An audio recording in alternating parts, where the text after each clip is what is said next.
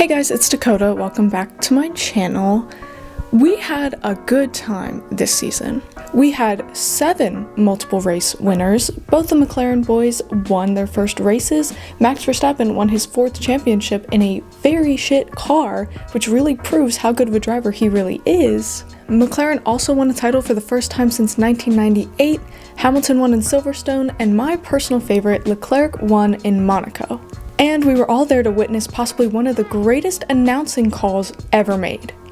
In 2017, Charles Leclerc lost his father, and in his final days, he told his father a white lie, that he'd made it to Formula One, that he'd signed the contract. It wasn't true then, but his driving has made it true now, and look what he's done with the opportunity. The grandstands he saw built as a kid growing up now rise for him, and for the first time in 93 years, this fabled race is won by one of their own. Charles Leclerc wins the Monaco Grand Prix. We won it. But the 2024 season had to come to an end, and now it's time to look forward to the 2025 season, and this is my predictions about it. So let's just start out with my dream 2025 Drivers' Championship. Some of you are going to be real mad at me, but the rest of you will probably agree. Call me a sheep, call me a fangirl, I don't care. I really do want to see Lewis Hamilton win an 8th championship. I do think that he was robbed back in 2021, or at the very least Verstappen was given a major advantage, and I really would like to see Lewis Hamilton have a legitimate shot at an 8th championship. I mean, that's the whole reason why he went to Ferrari in the first place. Number 2, Franco Colapinto. What car is he driving? I don't know. Maybe he's just running on the side of the track like really fast. I want him to win. 3, Fernando Alonso. I really do want to see him get at least a few podiums next year. With Aston Martin's addition of Adrian Newey, they're gonna be better, and I am excited for it. 4, Carlos Sainz. I really don't like the way that he was treated by Ferrari, and there's a lot of rumors and evidence that he's part of the problem. I don't know. But what I do know is that it's okay to have a primary driver, but it's not okay to disrespect your secondary driver, and it really seemed that Ferrari was doing it a lot. And I'm sure Leclerc's a nice guy, but I kind of do want Sainz to finish ahead of him. And then maybe either the 2 Mercedes or McLarens or cousin Verstappen, but I really don't have a strong opinion on any of it. Except when the baby's born. When the baby's born, I hope that Verstappen just blows everybody out of the water, and like it's this whole best day of his life kind of thing, because that's just nice, you know? It's fun to dream, but here's what I actually think is going to happen in the 2025 season. All of my predictions are based off of things currently, like how good the car is or what trajectory the driver seems to be going on. I absolutely know that things can change at the drop of a hat. I'm just trying to use pattern recognition to kind of predict the future. And there's a good chance I'll be completely wrong. I really don't have much faith in myself, but I'm going to talk about it anyway.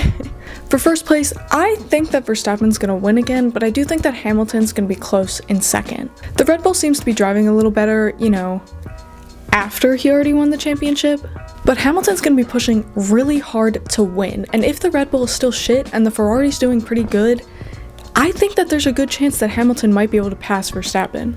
I don't think that Hamilton is washed. I think that he was kind of checked out the last few seasons because he was just frustrated with the car and Mercedes as a whole. It seemed like every once in a while he was just like, oh, I'm gonna try, and ended up having a pretty good race. But I don't know if his low numbers in qualifying are more telling about the car or about himself. But Hamilton is going to be pushing a lot harder, and in hopefully what is a better Ferrari, he might actually have a chance at another championship. Number 3, I'm going Leclerc, but I do think that 3, 4, and 5 are going to be pretty close between Leclerc, Norris, and Piastri. I mean, I don't know, because the McLaren's been very fast this year, but I kind of feel like Leclerc's just going to drive balls to the wall. McLaren's riding a high right now after winning the Constructors, and I do think that Leclerc's going to be out for blood, especially with Hamilton as a teammate. Now, whether that does him any good or not, I have no idea. But when it comes to Norris and Piastri, I really don't know which one's going to be ahead of the other. Based on right now, Norris is a little bit quicker, but Piastri's more aggressive, so I'm kind of leaning towards Piastri in 4 and Norris in 5. But you never know, Norris might come back next year with a vengeance and push himself really hard to try to win. Honestly, if the McLaren car is doing really well like it was this year, Norris and Piastri might pass Leclerc, but I kind of think that it's a toss-up between all three. 6, I'm going George Russell. 7, Fernando Alonso. 8, Carlos Sainz. And 9, I was gonna say Checo Perez, but now I don't know. It's getting bad. It was really easy to blame the car when Perez was coming in 5th, 6th, 7th, 8th, but now people are saying that he's completely lost it. And honestly, despite his sponsors, I think that Red Bull will replace him before letting their second driver miss out on the top 10. Then I think either Alex Albon, Yuki Tsunoda, Pierre Gasly, Lance Stroll, or maybe even Kimi Antonelli will come in 10th. Honestly, this whole bottom of the list pretty much has no basis, because while teams like Ferrari and McLaren and Verstappen seem like juggernauts, the bottom of the list is much more up in the air. I do think that Aston Martin's going to be a lot better next year with their addition of Adrian Newey, and Williams has also been picking up some pretty impressive names. Also, Pierre Gasly in the Alpine has done very well in the last few races, and I wouldn't count Mercedes out of a top 3 in the constructors if they can fix their car. But really, there's no way for me to know, or anybody else either. Really quickly, I just want to talk about how I watched the limited series Senna on Netflix. I thought that it was really good. I don't know a lot about Senna's personal life, but I thought that the whole series was very respectful to him and very focused on him as a person rather than just his death. It's so obvious that the people creating this had so much love for Senna and his story. They were rebuilding actual Formula 1 cars, people were training in go-karts, the CGI was fantastic. Even the character that they made up fit really well into the story and helped bridge the gap between the audience and Senna. Everybody just had so much care, and I feel that it was very well done. Speaking of Netflix, I also have my Drive to Survive predictions. Yes, ma'am! These predictions I feel much more confidence in because I watched the entire season and I've also studied media and marketing, so I can kind of tell what narratives they're probably going to follow in the show. So, write this down and take a shot every time I'm right. Also, this stuff is not really in any particular order, so sorry. Number 1. Sad goodbye to Daniel Ricciardo that has the only legitimate interview of Max Verstappen. 2. Weird mention of Lance Stroll's breakup with his girlfriend with an interview where he very clearly does not want to be there. 3. Hamilton calmly breaking down all the problems with the Mercedes car, and then Toto Wolff and other executives completely dismissing their 7-time world champion and then wondering why he wants to leave. 4. Fred Vassar then stirring the pot with all this, and Drive to Survive randomly adding in Christian Horner for no reason other than he just doesn't like Toto Wolff. I'm gonna be honest, I want this season to be messy. I want Toto Wolff and Christian Horner to fistfight. We're all waiting for it. 5. Return of the Leclerc versus Sainz drama, and maybe they'll actually tell us what's happening this time instead of making a big deal out of nothing. I know they're trying not to spread rumors so that they can't be sued, but with Sainz moving to Williams, maybe they'll show more about their supposed rivalry.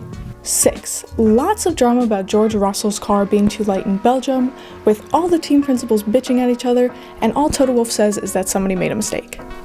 7. Logan Sargent will actually get screen time, but only when they're talking about him leaving.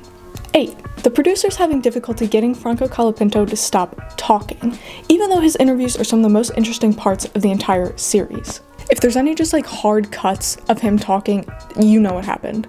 Also, probably a very strange introduction to Liam Lawson that makes him seem like some sort of menace, when literally all he does on the Red Bull social is talk about cars. And not even racing cars, I'm talking about Cars the movie. 9. Annual Fernando Alonso spotlight that everybody loves. 10. Normandy boys win a podium using the power of friendship. Their rivalry is now gone, they've come together as brothers to rejoice in Brazil. I'm gonna eat it up. Even though realistically they probably just dislike each other a little less now. 11. Evil Dutchman crushes little boy's dreams. Netflix loves to make Max Verstappen the bad guy, and they'll probably take a fairly neutral statement, like him saying that he's a driver so he's always going to try to win, and make it seem like he's completely heartless.